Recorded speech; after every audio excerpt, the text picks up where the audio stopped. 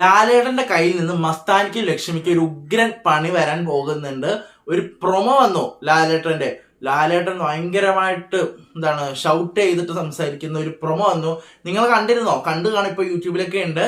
അപ്പോൾ എന്താണ് ആ ഒരു പ്രൊമോയിൽ നമുക്ക് സംസാരിക്കാം. എന്റെ പേര് ഷഹീർ. എന്റെ വീഡിയോ ആദ്യമായിട്ട് കാണുന്നവരാണെങ്കിൽ വീഡിയോ ലൈക്ക് ചെയ്യണം, ഷെയർ ചെയ്യണം, കമന്റ് ചെയ്യണം. ബിഗ് ബോസ് ഡയറീസ് എന്ന് പറയുന്ന ഈ യൂട്യൂബ് ചാനൽ സബ്സ്ക്രൈബ് ചെയ്ത് കൂടെയുള്ള ബെല്ലൈക്കൻ എനേബിൾ ചെയ്താൽ മാത്രമാണ് ഞാൻ എടുത്ത വീഡിയോസ് നിങ്ങൾക്ക് നോട്ടിഫിക്കേഷൻ കിട്ടും.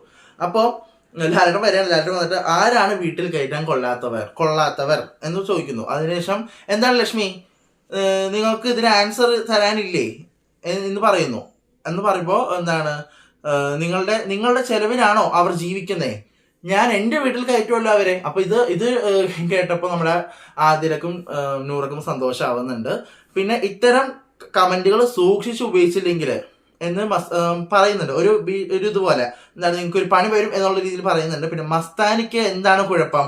മസ്താനി പറയാണ്, നോർമലൈസ് ചെയ്യാൻ എനിക്കും താല്പര്യമില്ല, ആ വീട്ടിലുള്ള ബാക്കിയുള്ളവർക്ക് പ്രശ്നമില്ല, പിന്നെ നിങ്ങൾക്ക് മാത്രം ഇത്ര പ്രശ്നം എന്ന് പറയുന്നു. പിന്നെ നിങ്ങൾ വേറൊരു കാര്യം പറഞ്ഞു വെച്ചാല്, നിങ്ങൾക്ക് ഇവിടെ നിൽക്കാൻ കഴിയില്ല, നിങ്ങൾ ഇവിടെ നിന്ന് പൊയ്ക്കോളൂ, ഈ ഷോയിൽ നിന്ന് ഇറങ്ങി പൊയ്ക്കോളൂ എന്ന് ലാലേട്ടൻ പറയാണ്. ലക്ഷ്മിക്കും മസ്താനിക്കും അടിപൊളിയായിട്ട് നിൽക്കുന്നു. പക്ഷെ ലക്ഷ്മി ആണെങ്കിൽ പറയാണ് ഞാൻ അതേ സ്ഥാനത്ത് തന്നെ നിൽക്കുകയാണെന്നുള്ള രീതിയിലാണ് സംസാരിക്കുന്നത്. എങ്ങനെ ഉണ്ടായിരുന്നു ലാലേട്ടൻ? ഒരു അടിപൊളി പ്രൊമോ ആയിരുന്നു അല്ലേ? ലക്ഷ്മിക്കും മസ്താനിക്കും ഇന്നൊരു പൊരി പൊരിക്കുന്നുണ്ട്.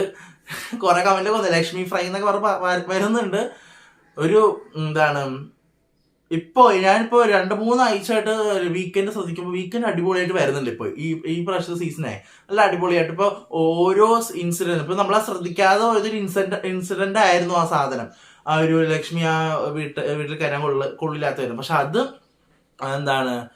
അത് പൊങ്ങി വന്നപ്പോ ഇവരിങ്ങനെ പറഞ്ഞു. ഞാൻ ശ്രദ്ധിച്ചില്ലായിരുന്നു ആ നേരത്ത്. എന്റെ എപ്പിസോഡിന്റെ റിവ്യൂ ഉണ്ടാകും, ഞാനത് വലിയ രീതിയിൽ ശ്രദ്ധിച്ചില്ല. കാരണം അതിലേ അല്ല എന്നാണ് ഞാൻ വിചാരിച്ചിരിക്കുന്നത്, അക്ബറിനെ പറഞ്ഞാണെന്ന് വിചാരിച്ചത്. പക്ഷെ പിന്നെയാണ് മനസ്സിലായത് ഇവരെയാണ് പറഞ്ഞത് മനസ്സിലായതും. അപ്പൊ ലാലേട്ടന്റെ ഇതിൽ നല്ല വഴക്ക് കേൾക്കുന്നുണ്ട്. പിന്നെ മസ്താനിയും ഒനീൽ ഇഷ്യൂവും സംസാരിക്കുന്നുണ്ട്.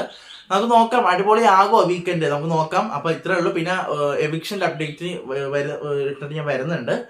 അപ്പോൾ അടുത്ത വീഡിയോ ആയിട്ട് ഇപ്പൊ തന്നെ നമ്മൾ ചാനൽ സബ്സ്ക്രൈബ് ചെയ്യണം. അപ്പൊ അടുത്ത വീഡിയോ വരുന്നതായിരിക്കും.